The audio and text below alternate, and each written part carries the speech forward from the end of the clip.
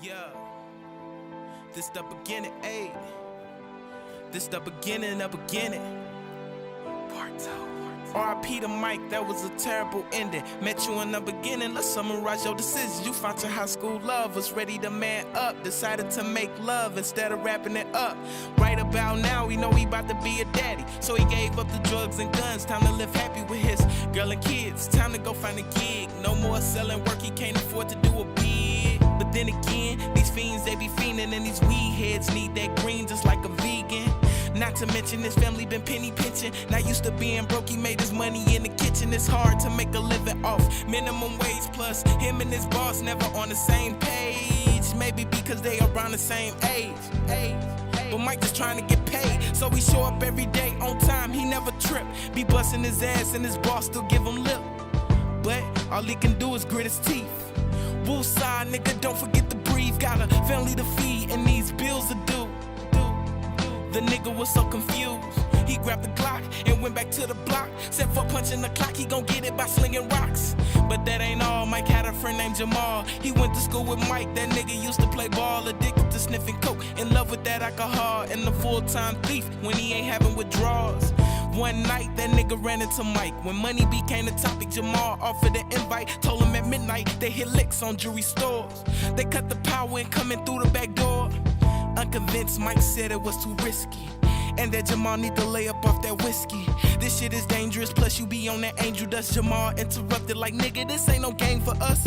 When it's time to put in work, I'm a professional. Everything gotta be done on point just like a decimal.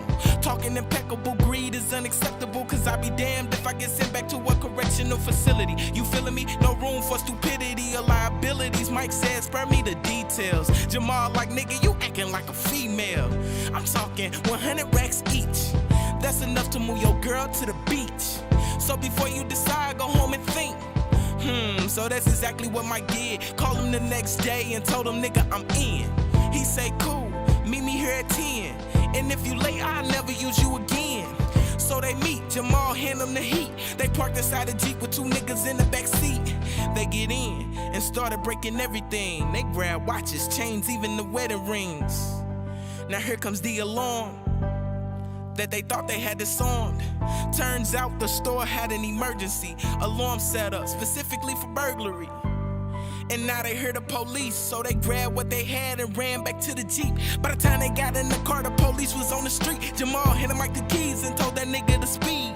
Avoid the highway, nigga, and run them lights. Get over to the right, I know you see him with the spikes. They tryna flat the tires. Stuck his head out the window and fired a couple rounds. But the police ain't slowing down, they start to panic, cause this part they done planned it. And now they stuck going in circles just like the planet. Which way to turn? Which way to go? He can't ask them niggas cause they don't even know. So he head to they side of town. We got a better chance if we know our way around. That's what he thinking till he ran into that Lincoln. Blink and your life can change in seconds. That didn't stop them, they got out blasting their weapons. Mike feeling like this a dream. No nigga, this ain't Inception. But giving up out of the question. He came too far to turn back.